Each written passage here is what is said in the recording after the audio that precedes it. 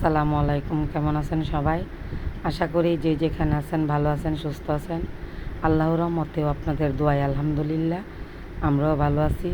তো আজকে অনেক দিন পর আরেকটি ব্লগ আপনাদের সাথে শেয়ার করব। তো এখানে হচ্ছে আমি একটা অর্গানিক তেল তৈরি করছি, যেহেতু সরিষার তেল দিয়ে করছি প্রথম। তো আগে একটু অল্প করেছিলাম, তো ভালো উপকার পেয়েছে। তো এটা বিদেশ দেওয়ার জন্য করা হয়েছে। তো দেখতে থাকুন ব্লগটি, আশা করি ভালো লাগবে।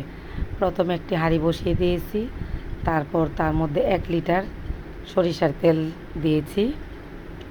তো তেলটা দেওয়ার পরে একে একে সবগুলো উপকরণ দিয়ে দিব। এখানে দিয়ে দিচ্ছি কালো জিরে,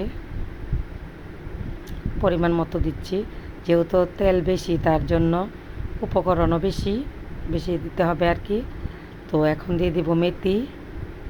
মেথিটা কিন্তু চুলের অনেক উপকার আসে, তারপর কালো জিরাও কিন্তু চুলের অনেক উপকারে আসে। তো আমি অলরেডি অনেকগুলো তেলের ভিডিও, অনেকগুলো বলতে 2টা নাকি 3টা তেলের ভিডিও আমার আপলোড দেওয়া আছে। তো এখানে আছে হচ্ছে আমলকি। আমলকিটা আপনারা চাইলে কেটেও দিতে পারেন। এটা আমরা একটু থেতো করে দিচ্ছি, যাতে করে এটার পুরোটা রস ওই তেলের মধ্যে তাড়াতাড়ি মিশে যায়। আর এখানে দিয়ে দিচ্ছি 2টা তেজপাতা, একটু কুচি কুচি করে দেবো আর কি। তারপর পেঁয়াজও দেব তেলটার সাথে।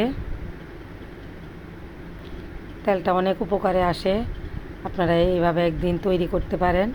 মানে চুলের জন্য অনেক উপকার হয় আর কি তেলটা। তো অনেকে অনেক রকম করে করে, আমি আমার মতো করে করেছি আর কি। এখন থেতো করা আমলকিটা দিয়ে দিলাম। তারপর দিয়ে দিব এখানে 4-5টা পেঁয়াজ থেতো করে। এইগুলো খোসা ছাড়িয়ে তারপর একটু থেতো করে দিলে তাড়াতাড়ি আপনার পেঁয়াজ বলেন আমলকি বলেন তার রসটা তাড়াতাড়ি মিশে যায়। তো এইভাবে সব উপকরণ দিয়ে আমি প্রায় 20-25 মিনিটের মতন চুলার আঁচ মিডিয়ামে রেখে তেলটা তৈরি করেছি।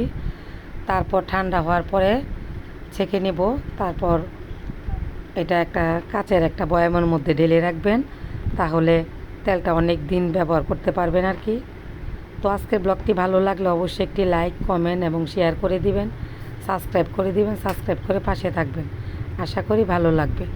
আর মানুষ মাত্রাই ভুল, কথার মধ্যে অনেক ভুল ত্রুটি হতে পারে, সকলে ক্ষমা সুন্দর দৃষ্টিতে দেখবেন।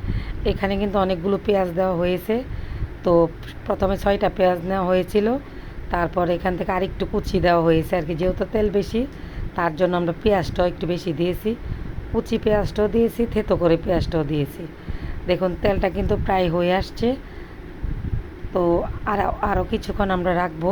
তারপর এটা ঠান্ডা হলে আমি একটা কাচের বয়ামে রেখে দিব। তেলটা কিন্তু অবশ্যই ঠান্ডা হওয়ার পরে ছেঁকে নিতে হবে, ছেঁকে নেওয়ার পরে বয়ামে রাখতে হবে আর কি। তো আমার তেলটা কিন্তু প্রায় হয়ে আসছে।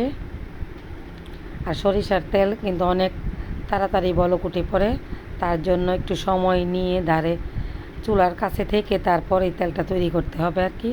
তাহলে আজ এ পর্যন্তই। আল্লাহ হাফেজ।